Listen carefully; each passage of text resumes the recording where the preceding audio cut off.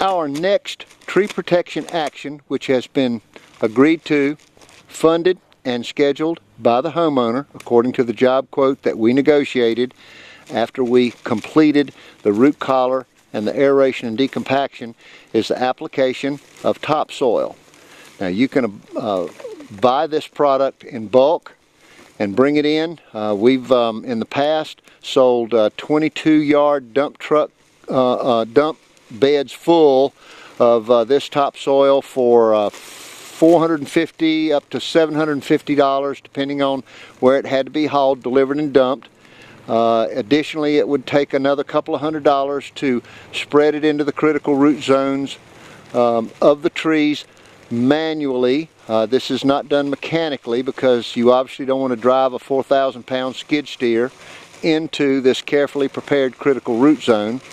But in this particular case, we don't have any bulk topsoil available, and we have a time constraint and a construction timeline to comply with, and he's about to start construction on the 2 greenhouses in this immediate area. And so we went to the local general store, bought the potting soil, this was topsoil, and then I think we combined it with potting soil. One is a little bit finer than the other, and they pour into the trenches and combine and mix with our inoculants on a very fluid basis. They since we don't have enough money in the budget to buy, and availability of topsoil is not here at this time, we have to just fill in the trenches, and then we're going to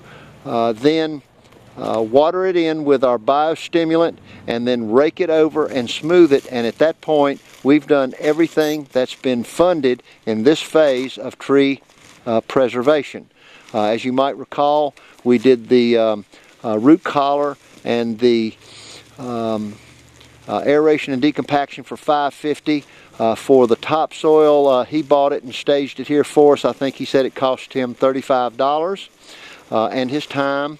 And we are applying it as you see here by cutting the bags open, pouring it and focusing it into the trenches where it's going to combine with the fibrous roots located in the most dense part of the critical root zone, along with the inoculants that we put in there, and will stimulate, animate, and accelerate. That's the 3 parts of the 10-step protocol, where you are applying the tree preservation actions and are actually seeing the tree grow. And as it grows, there are things that you can do to accelerate that process with additional soil amendments, water, and mulch. Now, mulch needs to be applied to the surface after we're finished, and this will be indicated in a follow-up action that is expected of the homeowner. Every tree preservation action that you initiate will have follow-up actions that either you or the homeowner will be responsible for. In this particular case, he's going to be responsible for acquiring a 2 to 4 inch layer of hopefully composted shredded mulch, not shredded bark or a shredded diseased tree, because you can transmit a lot of diseases by using the wrong kinds of mulch here, and it's going to lay on top of the soil. If you're going to incorporate it into the soil through mixing, which we won't be able to do at this time, we'll show you in a separate clip exactly how that coordinates with the tree preservation process and the 10-step protocol. But we can't do that because we don't have enough soil, topsoil and mulch here to incorporate into it. Mixing is an incorporation process, and what we've done is trenched and inoculated and then filled it in with topsoil, and then we'll rake it over, and the additional follow-up action of watering with a soaker hose will be the owner's follow-up, and we have scheduled that to be done. just as FYI, you're going to have to make periodic emails to your customer reminding them of these actions, because they're not going to remember. It's up to you, and many times if they get behind on these things and you offer attractive prices, they'll bring you in to complete these follow-up actions, and you will be adding more jobs onto your working invoices that will beef up your bottom line every time you go into the yard. That's what we have said.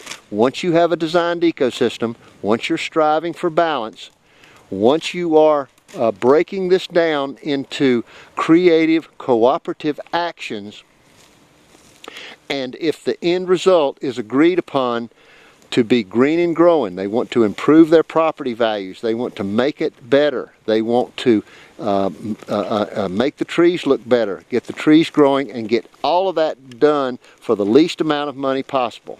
And when you become their partner in this pursuit, that's exactly what you'll be doing when you remind them through their emails to apply topsoil. And by the way, we've got a special this month on that. Should you decide that you want us to do it, give us an email, log on to our website. We have all of these actions demonstrated on our website that can be acquired with the right password and username that you get when you buy this program, the Cheap to Keep Tree and Landscaping Protocol. You're seeing it in action now, and the next step after we complete our